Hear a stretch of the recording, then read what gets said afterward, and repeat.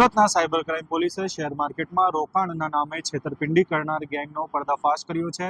ફરિયાદીને ઇન્સ્ટાગ્રામની જાહેરાત મારફતે ટેલિગ્રામ ગ્રુપમાં જોડીને બનાવટી વેબસાઇટથી ડીમેટ એકાઉન્ટ ખોલાવવામાં આવ્યું હતું। રોકાણના નામે ફરિયાદી પાસે રૂપિયા 9.58 લાખથી વધુની રકમ જે છે તે અલગ અલગ બેંક ખાતામાં ટ્રાન્સફર કરાવવામાં આવી હતી। ટેકનિકલ વર્કઆઉટ આધારે પોલીસે મહારાષ્ટ્રમાંથી 2 આરોપીઓને ઝડપી પાડ્યો છે। વૈષ્ણવજન તો તેને કહીએ જે પીડ પરાઈ જાનાને રે। નમસ્કાર દર્શક મિત્રો, આપ જોઈ રહ્યા છો નવજીવન ન્યૂઝ। હું છું સાર્થક પટેલ। સુરત સાયબર ક્રાઇમ પોલીસમાં નોંધાયેલા આ ગુનામાં આરોપીઓએ પૂર્વ આયોજિત કાવતરું રચી ઇન્સ્ટાગ્રામ પર શેર માર્કેટ ઇન્વેસ્ટમેન્ટની જાહેરાત મૂકી હતી। ત્યારબાદ ફરિયાદીને ટેલિગ્રામ ગ્રુપમાં એડ કરી બનાવટી ઇલેક્ટ્રોનિક ફૂટલેખનવાળી વેબસાઇટની લિંક મોકલવામાં આવી હતી। વેબસાઇટ પર રજિસ્ટ્રેશન કરાવી ડીમેટ એકાઉન્ટ બનાવડાવી શેર માર્કેટમાં રોકાણ કરવાના બહાને અલગ અલગ બેંક ખાતામાં કુલ 9,58,900 જેટલા રૂપિયા જે છે તે ટ્રાન્સફર કરાવવામાં આવ્યા હતા। શરૂઆતમાં ડીમેટ એકાઉન્ટમાં નફો દેખાડવામાં આવ્યો હતો, પરંતુ રૂપિયા વિડ્રો કરવાની રિક્વેસ્ટ કરતા વિડ્રો થવા દેવામાં આવ્યા ન હતા। આ મામલે પોલીસ ટેકનિકલ તપાસના આધારે મહારાષ્ટ્રના પરભણીમાંથી ઉદ્ધવલ ઉર્ફે રવિ ગોધણ અને ગોપેન્દ્ર ઉર્ફે ગોપુ શિંદે નામના 2 આરોપીઓને ઝડપી પાડ્યો છે। પોલીસ તપાસમાં સામે આવ્યું છે કે ઉદ્ધવ પોતેનો નામે ફાર્મ બનાવી બેંક ઓફ ઇન્ડિયામાં કરંટ એકાઉન્ટ ખોલાવ્યું હતું અને આ એકાઉન્ટમાં 5,000 રૂપિયાનું કમિશન પર ગોપેન્દ્રએ આપ્યું હતું। ત્યારબાદ ગોપેન્દ્રએ આ બેંક એકાઉન્ટને 2% કમિશનના બદલામાં અન્ય ફરાર આરોપીઓને આપતો હતો।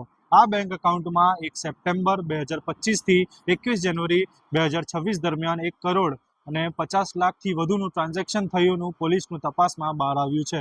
NCCRP પોર્ટલ પર તપાસ કરતા જ આ બેંક એકાઉન્ટ સામે અલગ અલગ રાજ્યોમાં કુલ 13 જેટલી ફરિયાદ નોંધાવવામાં આવી છે અને આ 13 ફરિયાદમાં કુલ 3 કરોડ 40 લાખથી વધુની છેતરપિંડીનો મામલો સામે આવ્યો છે।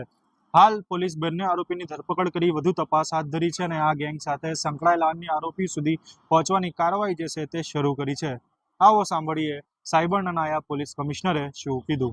એક ઇન્વેસ્ટમેન્ટ ફ્રોડના ગુનામાં જે સાયબર ક્રાઇમ પોલીસ સ્ટેશનમાં FIR દર્જ કરવામાં આવેલ હતી, એમાં કુલ 9,58,000 રૂપિયાની છેતરપિંડી વિક્ટિમ સાથે કરવામાં આવ્યું હતું।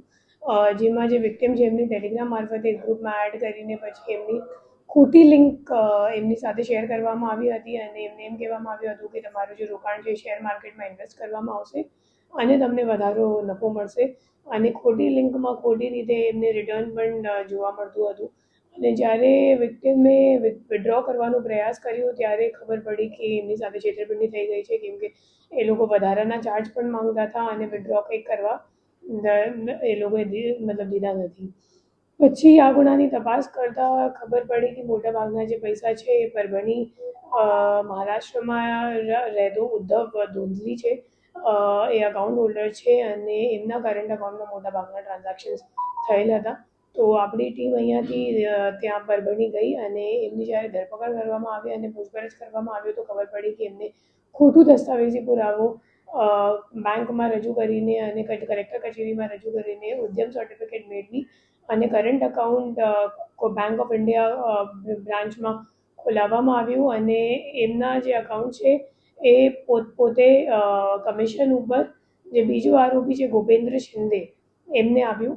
ગોપેન્દ્ર શિંદેની પૂછપરછ દરમિયાન બહાર આવ્યું કે આ એડિશનલ ઇન્કમ શોધતો હતો અને એ મુજબ એમની સંપર્ક કોઈની જોડે ટેલિગ્રામ પર થઈ અને સામેવાળાએ જ્યારે કરંટ અકાઉન્ટનો ડિમાન્ડ કર્યો હતો ત્યારે એમના ઓળખીતા જે ઉદ્ધવ છે તો એમનો સંપર્ક કર્યો અને એમની પાસેથી કરંટ અકાઉન્ટ ખોલાવીને એમને કમિશન આપ્યું અને પોતે આ જે અકાઉન્ટ છે એ રાજકોટમાં જે ત્રીજો નાસ્તો પડતો આરોપી છે એને કોરિયર કરીને આપ્યું અને હવે જે ગોપેન્દ્ર શિંદે છે એમને આ અકાઉન્ટમાં જેટલું ટ્રાન્ઝેક્શન થયું છે એ તમામ ટ્રાન્ઝેક્શન ઉપર 5%નું કમિશન મળતું હતું અને આ અકાઉન્ટમાં આપણે જોવા જઈએ તો કુલ 3-4 મહિનામાં 1 કરોડ 47 લાખ જેટલાનું ટ્રાન્ઝેક્શન થયેલ છે અને ટોટલ 13 NCCRP ફરિયાદ પણ આખા ઇન્ડિયામાં નોંધાયેલ છે, જેમાં જે છેતરપિંડીની રકમ છે એ 40 કરોડ 48 લાખ રૂપિયાની છે।